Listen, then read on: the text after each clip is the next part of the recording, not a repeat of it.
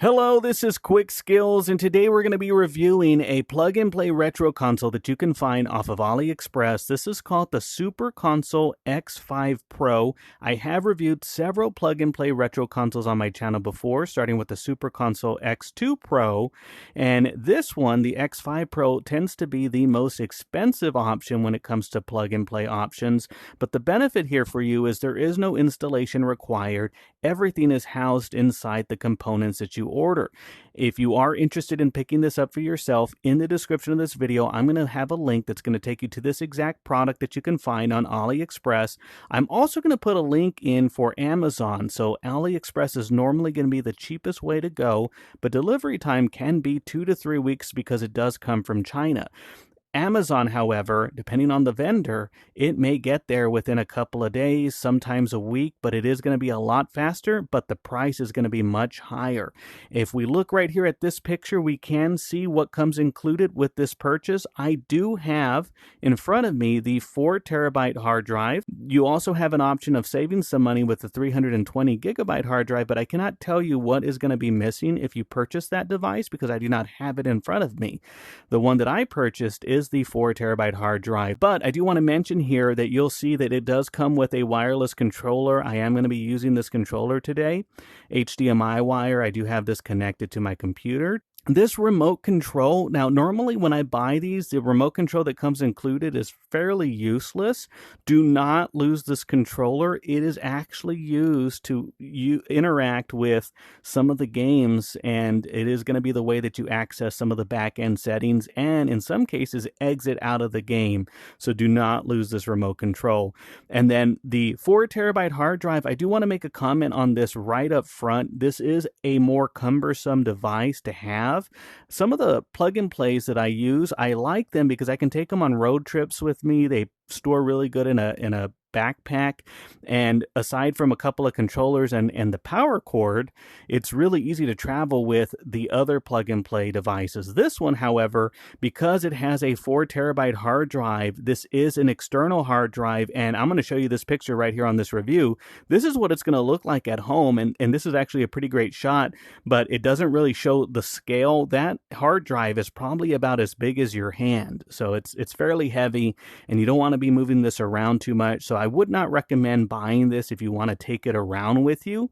I would recommend this being kind of fixed in one place of your home and then never having to move it again.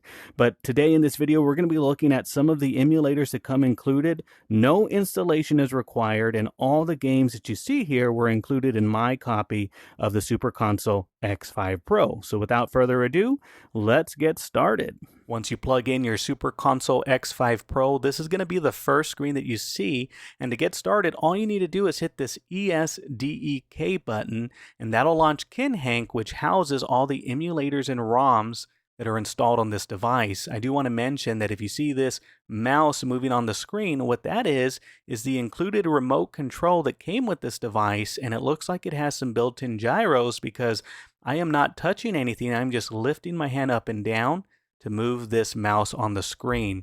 And before we open up Kinhank, I want to show you some of the other options that we have here. So this settings button is not going to move or do anything with the emulators or ROMs that you have on this device, but this is how you're going to change the settings for the Android box. If we go to device preferences and then about, you can see a little bit more about this device. We are using Android TV OS 12. In case that's important to you. And the other thing is that you can connect to the internet. So if you want to have this device connected to the internet, it's fairly easy to do that. And there are some included apps installed on the Android box. And you can see here on the screen, we have them showing. Dolphin Emulator, for instance, is used for GameCube and Wii emulation. We also have RetroArch. You will not need to open these apps independently. I just want to show you that they're there. And now we're going to get started, and we're going to load up Kinhank. Once that screen is done loading, you're going to see this on your screen, and I have not made any changes to the default settings of this device.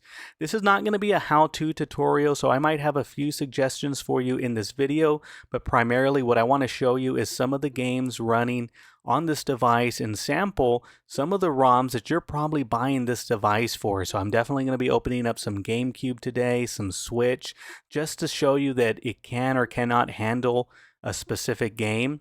But the other thing is that if you go to the description of this video, I'm going to have timestamps for all the systems and ROMs that I test out, so you can jump ahead and see how that performs. You don't have to watch the whole video unless that is something that you want to do. So you can see as I scroll through all these emulators, there's quite a few options to choose from.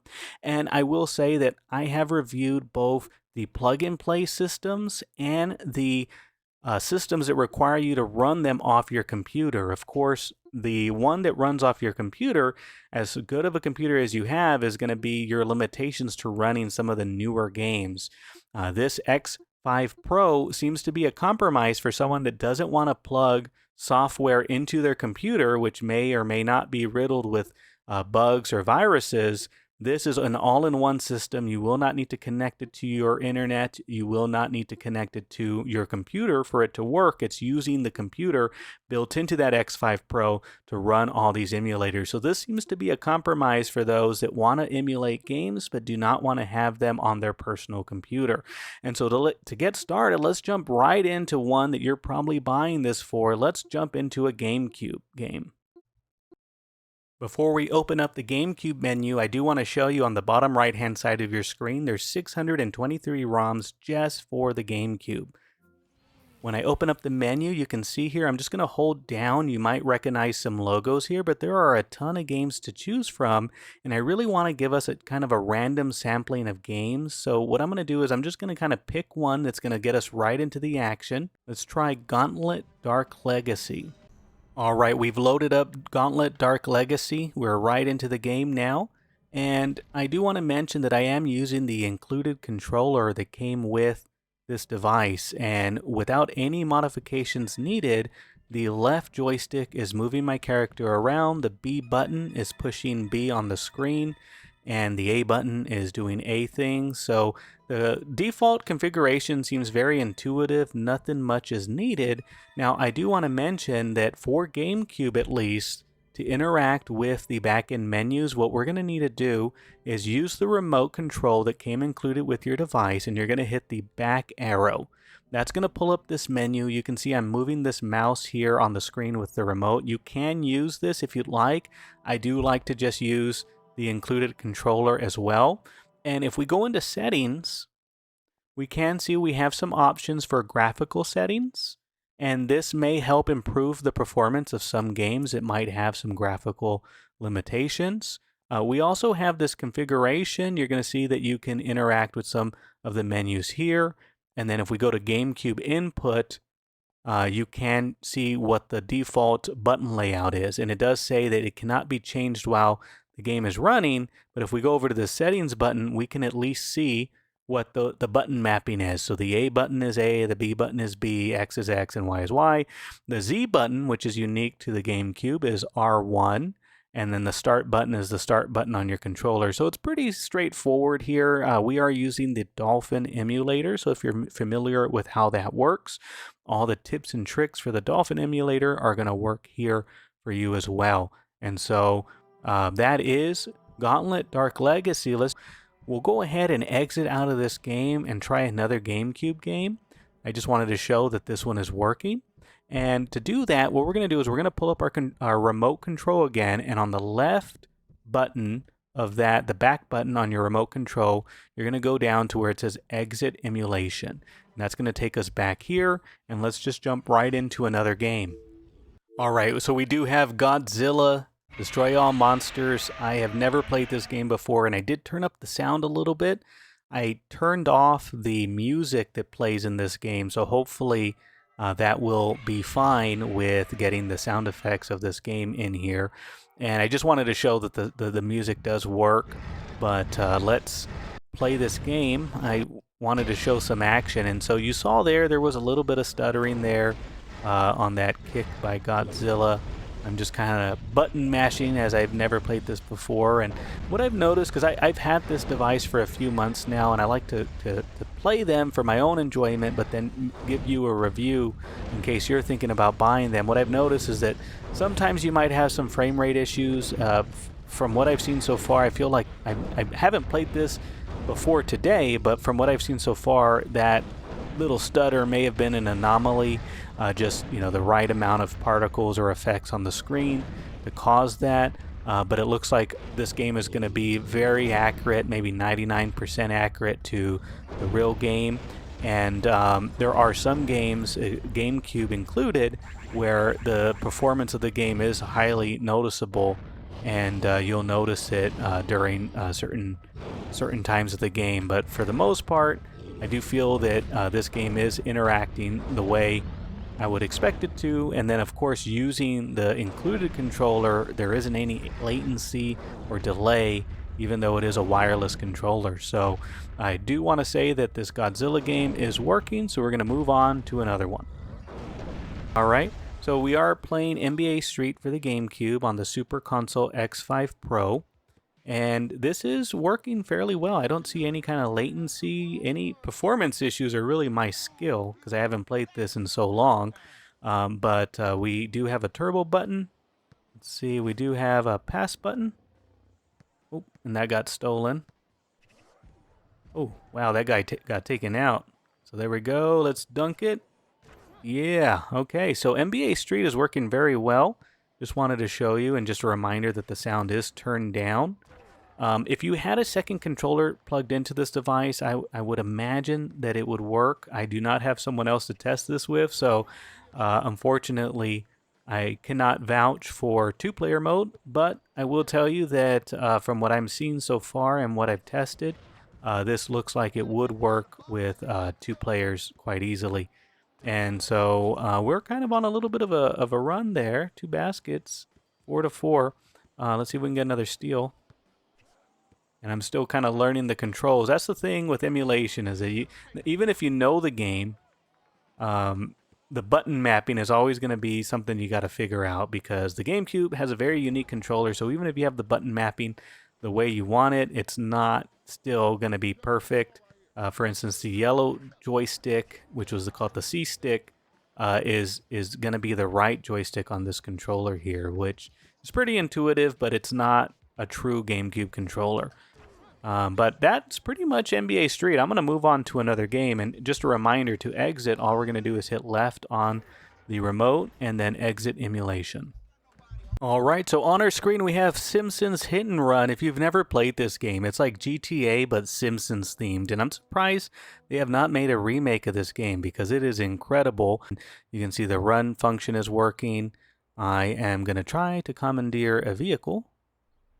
So just like in GTA, you can hop into someone's vehicle and we can drive through the city. So there is no issues here. The game is running very smoothly. So for a GameCube game and a plug-and-play retro console, I'm quite impressed with how this is handling.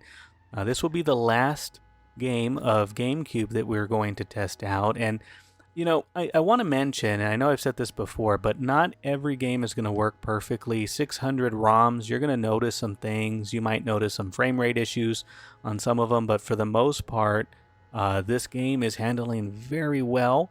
Simpsons Hit and Run. So when you find the game that works very well like this, you're going to have a ton of fun playing through games that are very hard to obtain nowadays. Because if you were to want to play this at home with a GameCube, you'd one, have to own a GameCube, two, have to have the space for the GameCube and plugged in, and then a working copy of this game. So for the fact that you're able to get everything that you've seen here, just the 4 games that I've shown you so far for the GameCube, almost makes this like a no-brainer to have. But you can see that Simpsons Hit and Run is working, and again, to exit out of this, all we're going to do is hit left on our remote control, our back button, and we're going to exit out of GameCube. So that was the GameCube. Now we're going to head over to another system. So next up we have the PS2, and I want to point your attention to the bottom right hand side of your screen. There's 658 ROMs on this device, and what we're going to do is we're going to jump into Devil May Cry. I did load this one up, and I want to show you how to launch a game from the quick save option that's included with this emulator. So you can save with the built-in save of the game, but if you do not want to use that, all you have to do is hit back on your remote, and you can see you have the option of save state and load state. We're going to select load state, and you can see here I have save slot 1 already selected, and we can jump right into the game right where you left off. So you do not have to rely on the built-in save for this game. You can just use the quick save option. The PS2 was such a great system. So was the GameCube, and the graphics on here look great for their age. I mean, this is a 25-year-old game, I want to say. I mean, it's looking pretty good given the age of the game. And we're going to just walk around here, see if we can find some action. All right, so we've been playing for a little while to get to this point, trying to find some action. And here, I think we have our first enemy encounter. And I just want to see if there's any frame rate issues. We're using our sword, attacking pretty good. Using our weapons, cycling through, we can jump. And so the game's handling fairly nicely. Like I said, I've been playing for about 5 minutes to get to this point with no frame rate issues, and I jumped ahead here. It looks like everything is working as I would expect it to. So that is Devil May Cry. We're going to move on to another game. All right, so on our screen we have God of War for the PS2, and whether you get this via AliExpress or Amazon, so far from what I can see, playing the GameCube games, playing the PS2 games, there seems to be quite a bit of value here. This looks like, to me, a pretty good emulation of this game. And so when it says triangle, I'm actually pushing Y on my controller, but it's in the place where triangle would be. No configuration needed for my controller. It, by default, has the controls already set up for me, and the PS2 mirrors the controller that this game uses quite nicely. So everything that I would expect the buttons to be are in the same place. And just like with Devil May Cry, we are able to do quick saves by using the remote, and we can go over to save state. And you'll see that the save state is unique to each game. So while we have a save state here, we can come back and try this scene again by just loading up that menu. And one other thing, if you push in the right joystick, you get the same menu. So you do not have to use the remote on this one. And what we're going to do is we're going to load save state, and we're going to jump back in time. We're going to see that that save state is working. So that's the PS2. God of War is working nicely. We're going to try one more game. We're going to exit out, try one more game. All right, so I just sat through one of the greatest intros to any video game ever made, Kingdom Hearts. And so we have Kingdom Hearts loaded up on the screen here. Finally got to play a little bit because the intro is like 5 minutes long. So now we're doing the tutorial, and it all seems to be working quite nicely. I have R1 locking on. I have the O button attacking, or the X button, where the lowermost button is attacking. So everything seems to be working in order here. All right, so I've been playing for quite a bit to get us to this point, and I can tell you that Kingdom Hearts is working quite well. You can use the D-pad to interact with the command items. You can use your joystick. Everything is configured exactly the way I would expect it to be for a Kingdom Hearts game. The sound is coming in great, even though I have it muted for this video. So we're going to move off of the PS2. That's 3 games that I tested at random, and they all seem to be working really well. Graphics look to be good, with no frame rate or any kind of noticeable defect in this game. So we're going to exit out of this game and move on to another console. Next up, we have the PSP, and if you look on the bottom right-hand side of the screen, there's 800 ROMs in here. We're going to launch right into Dragon Ball Z. This is Dragon Ball Z Shin Budokai for the PSP. We're going to jump right into a game and see how it goes. So I do have the game loaded up. I pushed back on my remote to access this menu here. We do have a way to save the state. So we can save state or we can continue here. And some of the back-end menus for controls are all accessed with the back button on your remote control. And we're going to see here that everything looks good. And for a PSP game, this game looks great, especially on TV. Like, you wouldn't think it because of the PSP's small screen, but scaled up to a big screen, and it looks just as good. And everything is working very good here. I don't see any frame rate issues. Now, I didn't expect there to be any issues with the PSP game, but I did want to showcase it for you in case you wanted to get this for PSP games with 800 ROMs. There is a ton of things that you'll be able to play on here. Unfortunately, I won't be showing every game that this has on it, but if you are interested in getting the Super Console X5 Pro for the PSP, 800 ROMs, that's pretty much every ROM that probably exists on this system. And every button that I'm pushing seems to be doing something, and it is very intuitive as to what I'm pressing and how it's working. So I will say that the PSP, at least with Dragon Ball Z, is working. So we're going to go ahead and exit out of this game and move on to another one. So those are some of the consoles that, at least for me, I'm buying the Super Console X5 Pro for.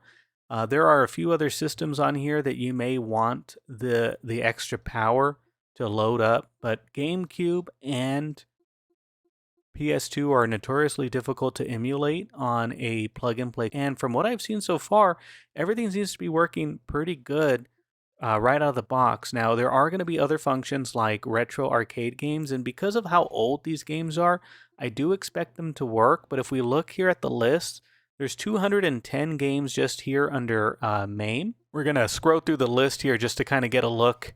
Now, there is Tekken 3, which is a little bit of a newer arcade games, or actually Tekken Tag is even newer than that. So let's load this one up and see how it handles. Arcade games, typically Select is going to give you coins in your arcade cabinet. So you can see my coin count keeps going up. I have 9 credits. And it's waiting for player 2 to push start. Oh, actually, it was waiting for me to pick my teammate. And we are emulating Tekken Tag, and this isn't off the PS2 or another system. This is the arcade cabinet. So if you do like playing the arcade version of the game, it is shown here. Now, button mapping and things like that, it is going to be a little bit finicky. Most of the MAME games, though, you're going to be able to hold select on your controller and X, and that's going to pull up this menu here. And again, this is not a tips and tricks menu, but if you are looking to remap a MAME style game, you can go over here to controls, port 1 controls, and you can see how it's mapped out and change the button configuration to your liking. And so we're not going to mess with that in this video today, but I did want to show you that it exists, and I accidentally reset it, the arcade cabinet, by holding select and B on the controller, and that brought me back here. And then I'm going to go ahead and exit out of this one. Let's see if there's another game we can test out that is a newer style arcade game. Oh, and this Star Wars looks so good. Let's jump into that. So one thing I want to mention is that some of these arcade games have very unique control schemes. Like they'll have the throttle for the fighter jet. And so if you don't have the throttle, it's going to emulate it. Usually it's by using the joystick forward and backwards. And so I am moving insanely fast. Let's see if we can shoot. Okay, yeah, we can shoot. So I'm using the left joystick to pilot the right joystick. I can throttle down, and that's slowing down my fighter. And then I'm pushing it forward now, and that's throttling me up. So that's how you speed up and slow down. And then I'm using the left joystick to fly. And with every different type of arcade game, the control scheme is going to change. So just keep in mind that sometimes it can be a little hard to figure out what the controls are or what they're supposed to be. But so far, I mean, everything seems to be working good with this Star Wars game. So we're going to go ahead and exit out and try another one. Everything from the 70s up to the early 2000s, I think, are going to work really good. But I'm looking for some arcade games that I do not see in the X2 Pro or the X4 Plus. So we're going to load this Off-Road Challenge. This is a game I would not see installed on those plug-and-play consoles. And so we're pushing select on our controller to have credits. We're pushing start. And this is the arcade replica of this game. So if you've ever been at an arcade and seen this game, you know you would have to pay money for this. One thing I want to mention is that the controller kind of simulates a wheel. And so normally when you race, you can just kind of gently push left or right on the controller to get the car to steer. I recommend holding the wheel, the joystick forward all the way, And when the joystick is forward all the way, you're going to barely move the controller left or right to turn the wheel. That seems to be the best way to simulate a arcade wheel. If you just use left and right and you turn like that, it's a little finicky when it comes down to turning. But it looks like I'm trying to find the turbo. Trying to find the button for turbo. Might be the start button? Yeah, it's the start button. Okay, so the start button is our turbo, and we are going insanely slow. I was trying to figure out the control schemes, but we're probably not going to win this race. Oof. That deer did not make it. But what I was saying is that we are doing an arcade copy of this game. Everything seems to be working really well. The steering can be a little finicky because we don't actually have the steering wheel in real life, but I'm really happy with the way that performs. So we're going to move off of Off-Road Challenge, try to find another MAME style game that is going to be unique. So I think Mortal Kombat 4, that's another one that I would not expect to find in a plug-and-play retro console. All right, we're putting in credits by pushing select on the controller. This is Mortal Kombat 4, the arcade cabinet version. This is not a PS2 or GameCube port of this game. Yeah, and I'm a chicken. We're going to do novice. And as far as button mapping, I know that Mortal Kombat has kind of a unique button mapping with guard usually being like in the middle of the controller. So you might need some adjustments there, but as far as once you know where every button is, doesn't seem to be any frame rate issues, any issues with the controller. Just a reminder, I do have the sound turned down for copyright reasons, but otherwise than that, everything looks to be working really good. So I've been playing this for a little while. As you can see, I got taken out here by Sub-Zero. We're going to end this review of the Super Console X5 Pro. In this video, I did try out the Nintendo GameCube, the Nintendo Switch to a very small extent. We did try out the PS2, the PSP, and now we are just doing random MAME games that come included on here. There are over 16,000 ROMs. I can tell you the list is very much what you would expect. The PS2, for instance, is just about every PS2 game ever made. From my random sampling, I did not have any issues. However, I've had this device for a few months, and there are going to be some games that just do not work the way you would want them to. And unfortunately, if you can't get them to work, I do not recommend messing with the settings much. I would just move on to another game. And if there is a game that you're interested in knowing to see if it's on here, you can always leave a comment for me to tell me, ask me if it's on here. I can even try and load it up sometimes to see if it's working for me. I do sometimes do follow-up videos, and I would like to do a tips and tricks video on this device. It'll show you some of the back-end solutions to some of the problems that I've encountered while playing this device. So if you are interested, be sure to subscribe and follow along this channel, because I do like to make videos like that as well. Well, this is QuickSkillz. I hope you enjoyed this video. And also, if you are thinking about picking it up, go to the description of this video. I have links to AliExpress and Amazon that'll help you get this device to your house. Well, thank you so much for watching. This is QuickSkillz. You have a good day.